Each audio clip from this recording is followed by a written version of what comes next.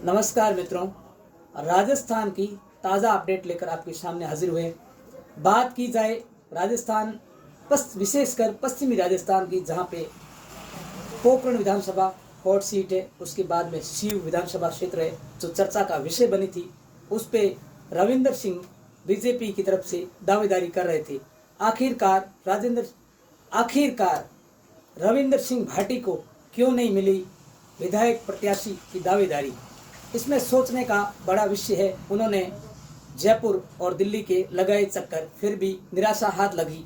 आखिरकार स्वरूप सिंह खारा को बीजेपी ने शिव विधानसभा क्षेत्र में प्रत्याशी बनाया और पिछले 10 कार्यकाल से विधायक अमीन खान को कांग्रेस ने अपना वापस विश्वास जताया और उनको प्रत्याशी कांग्रेस ने बनाकर वापस मैदान में उतारा। ये तो आने वाला समय ही बताएगा कि रविंदर सिंह वहां पर ताल ठोकेंगे या और कोई निर्दलीय प्रत्याशी शिव विधानसभा में उतरेगा।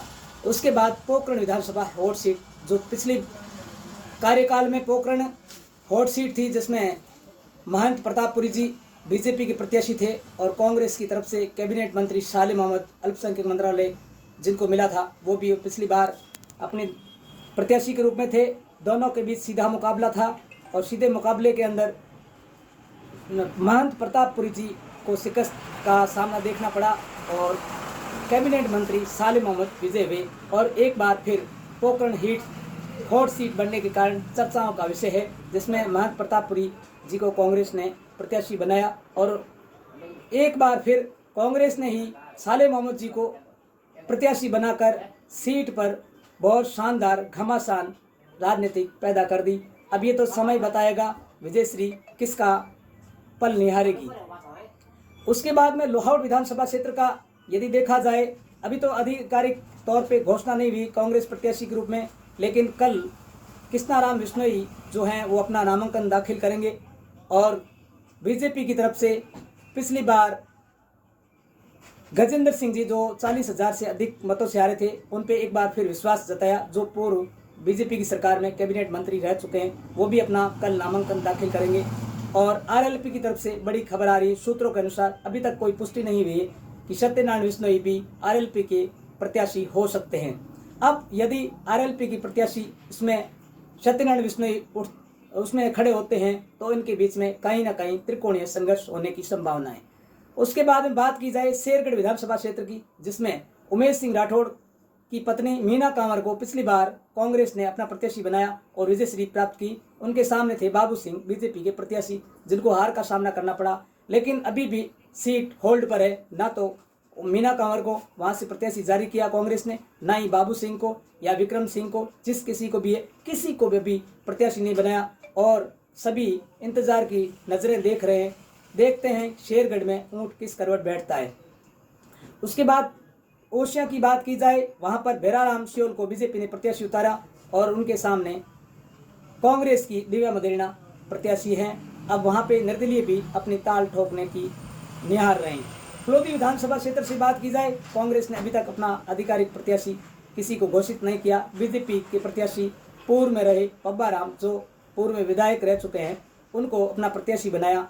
राजस्थान चुनावी दंगल अब की बार जो है वो सबको देखने को बहुत ही खतरनाक एक रोमांस होने वाला है। अब राजनीतिक जो गर्मा गर्मी है वो दिनों दिन बढ़ रही है। ये तो आने वाला 23 नवंबर ही तय करेगा कि सियासत का मुख्य जो राजा है वो कौन होगा, क्योंकि अभी राजनीतिक गर्मियां, कुछ सीटें जो है होल्ड पर है, अभी तक चेहरा स्पष्ट नहीं है, लेकिन वहां पे मुख्यमंत्री अशोक गहलोत अपना पूरा दमखम दिखा रहे हैं और प्रत्याशियों को मैदान में उतार रहे हैं। और दिल्ली से देखा जाए कांग्रेस की तरफ से अशोक गहलोत अपने खुद के, जिन्होंने संकट मोचन के अंदर जो अपने विधायक मौजूदा उनके पास थे, जिन्होंने अपना बखूबी काम निभाया, उन सभी को एक बार फिर इस बार प्रत्याशी बनाने में कामयाब रहे। दूसरी तरफ बीजेपी की बात की जाए तो राजस्थान बीजेपी में गजेंद्र सिंह जी की अभी ज़्यादा चल रही, वसुंधरा गुट के काफ़ी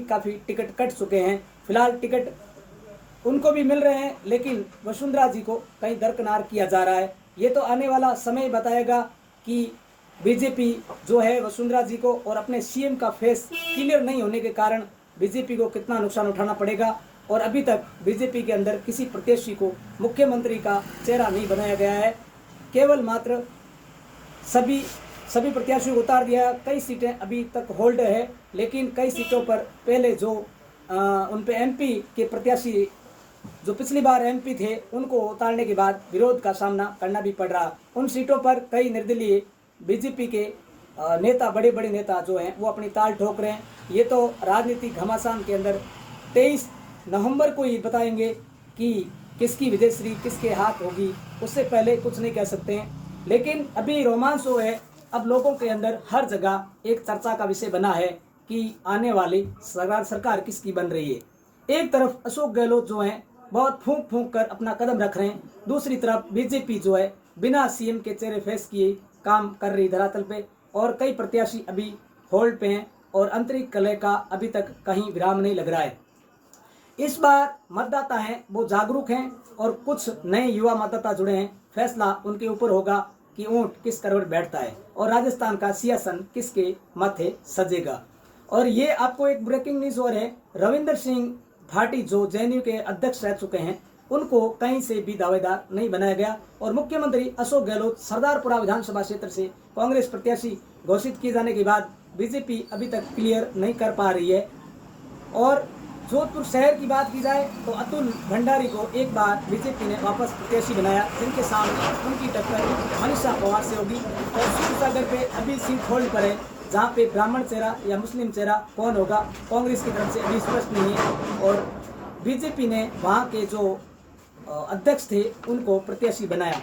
अब ये घमासान दिनों दिन चर्चाओं का विषय है कि राजस्थान विधानसभा चुनाव इस बार इतना रोचक होगा कि आपको हर पल अपडेट लेकर हम आपके सामने हाजिर होंगे। और सूत्रों के अनुसार ऐसा बताया जा रहा है कि राजस्थान में सीएम के चेहरे को क्लियर नहीं कर पाने के कारण कहीं ना कहीं बीजेपी को घाटा हो सकता है। दूसरी तरफ मुख्यमंत्री अशोक गहलोत हैं, वो अपने चाहताओं को टिकट दिलाने में कामयाब हो पाए। मैं मीर मेहर, मारवाड़ दर्पण न्यूज।